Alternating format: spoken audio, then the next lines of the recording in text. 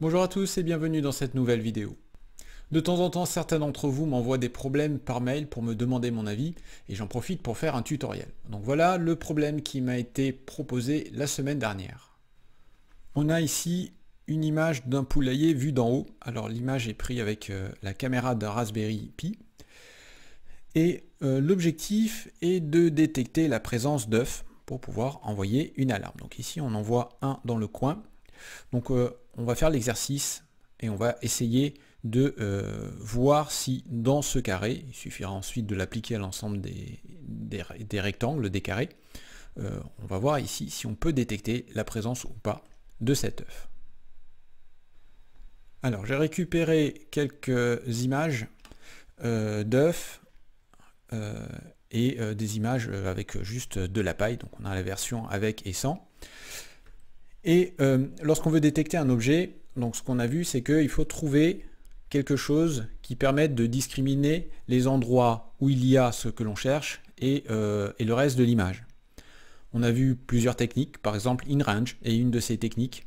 On peut faire ça par la couleur. Alors ici, par la couleur, c'est un peu délicat parce que la couleur de la paille et la couleur des œufs peut être assez proche selon les cas.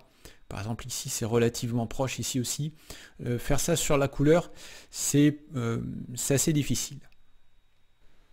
On aurait éventuellement une autre solution, même si je la trouve un peu risquée, à aller détecter le fait qu'il y ait des arrondis. Donc on avait vu qu'il y a une fonction HookCircles que on avait vu ici dans la vidéo sur la détection des panneaux. On peut détecter des objets ronds dans une image. Alors pourquoi pas, mais ça me paraît assez risqué. Aujourd'hui, je vais vous proposer une autre méthode. Alors je vais prendre par exemple cette image, que je vais un peu agrandir. Voilà, ici il y a quelque chose d'assez flagrant entre les œufs et tout le reste. Je vous conseille juste de faire une petite pause et essayer de réfléchir 2-3 minutes à ce problème. Vous allez voir qu'il y a une fonction qu'on a déjà utilisée et qui pourrait permettre de mettre en évidence la zone au milieu. Alors une des choses qui saute aux yeux, c'est qu'ici on a beaucoup de traits, donc on a beaucoup de bords, alors qu'ici on a quelque chose qui est plutôt homogène. Donc si on utilise soit par exemple le gradient de l'image, ou des fonctions un tout petit peu plus évoluées mais qui nous donnent à peu près la même chose, des fonctions de détection de bords, on devrait arriver à avoir ici plein de petits traits sur les côtés et au milieu une zone relativement propre. Et on pourra, si on arrive à faire ça, ensuite, toujours avec Fine Contour, venir détecter les œufs qui sont au milieu. Donc on va regarder ce que l'on obtient avec la fonction Cani. Donc je vais pas dans cette vidéo expliquer comment elle marche puisque je l'avais déjà expliqué ici la vidéo sur le Sudoku. Donc vous n'avez pas besoin de regarder les deux vidéos, c'est assez long, c'est un problème ici assez complexe. Mais regardez juste le début du premier tutoriel, j'explique comment cette fonction marche. C'est une fonction à double seuil, une fonction qui permet de mettre les contours en évidence. Alors commençons par un premier programme.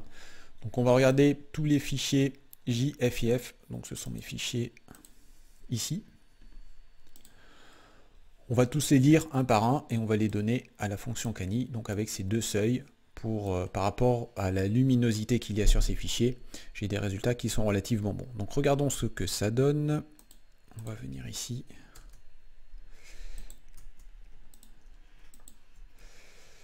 Alors, donc voilà ce que l'on a.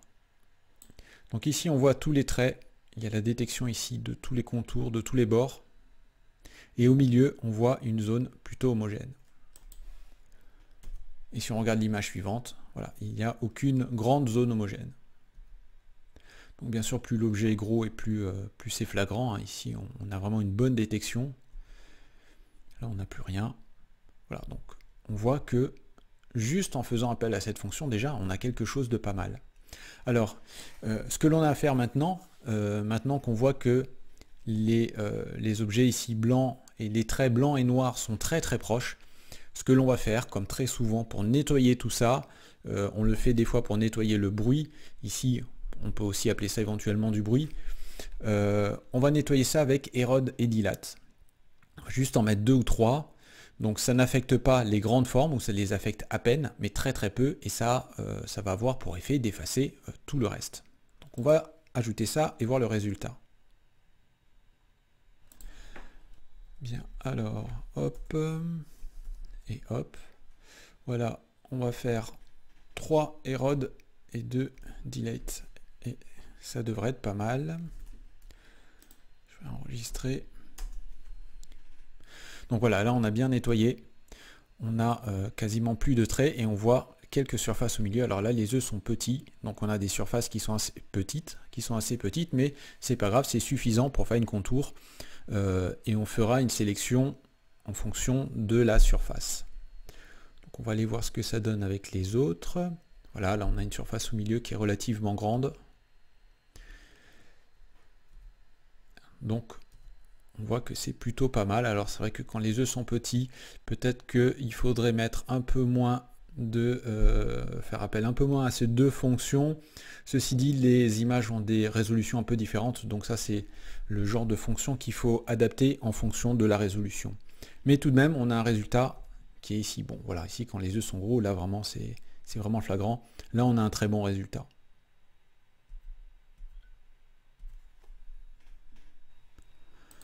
Du coup, voilà le programme. Donc on va mettre une variable présence à 0. Et on va faire donc un fine contour, hein, ça c'est ce qu'on fait systématiquement. On va faire un fine contour et on mettra présence à 1 si on a un des contours qui a une valeur de surface supérieure à une certaine valeur. Donc il faudra déterminer, c'est comme les deux paramètres qui sont ici, le 3 et le 2 ici. Tout ça est à corriger en fonction de la résolution de votre image. Donc là on fait appel à cette fonction. Celle-là, on l'a souvent utilisée. Hein. Elle nous donne la surface en pixels du contour qu'on lui donne.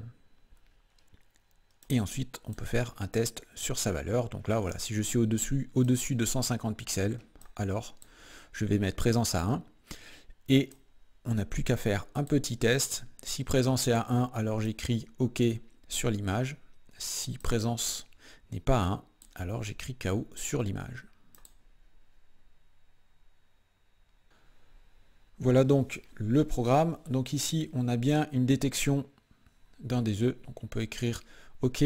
Alors, je vous conseille de dessiner le contour supérieur à 150 dans cet exemple, histoire de le voir concrètement. Vous voyez qu'ici, l'œuf qui est ici, ou les morceaux d'œufs qui sont ici, ne sont pas pris en compte. C'est pas grave, il en suffit d'un, mais ça permet de voir un petit peu ce qui est sélectionné. Donc il y a la fonction draw contour à qui on donne donc l'image et le contour avec une couleur et une épaisseur de trait. Donc c'est ce qui est en bleu ici. Donc il n'y a que ce contour qui a été sélectionné, mais c'est suffisant. Si on va sur l'image, voilà, donc là KO, hein, puisqu'on détecte rien du tout. En tout cas, pas de surface. Ici, il y a des toutes petites surfaces homogènes, mais pas suffisamment grandes pour mettre un OK. Voilà, là on est bien aussi, OK, ici, KO. Donc voilà, là en faisant un simple appel à une fonction, en nettoyant un tout petit peu, on voit qu'avec OpenCV, vraiment on peut faire des choses très très rapidement. Ici il y a un peu de quelques toutes petites surfaces, mais comme elles ne sont pas supérieures, on voit qu'elles ne sont pas en bleu. Il n'y a bien que l'œuf au milieu qui est pris. Donc voilà pour ces images que j'ai récupérées.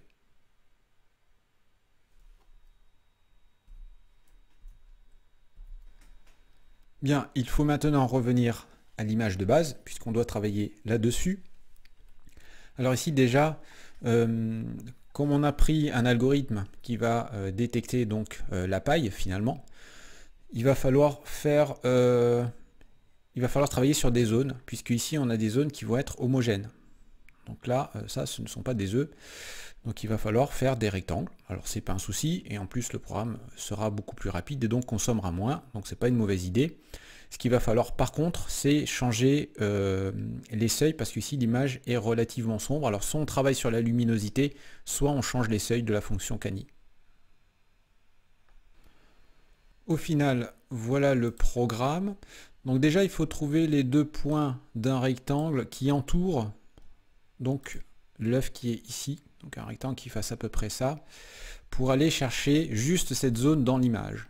Donc petit rappel, hein, donc là je lis mon image, je la lis ici, et voilà, image cible, ce que vous pouvez faire quand vous avez une image qui a un grand tableau, on peut aller récupérer qu'une petite partie du tableau. Donc pour ça, il suffit de décrire ça de cette manière. Donc ici, on va mettre ymin ymax, virgule, xmin, xmax, et ça permet d'extraire un rectangle d'une image. C'est exactement ce que je veux faire ici. Ce que je vous conseille quand vous faites ça, parce que c'est pas facile d'aller trouver le rectangle dans l'image, c'est de le dessiner avec la fonction rectangle à qui il suffit juste de donner justement ces deux points opposés.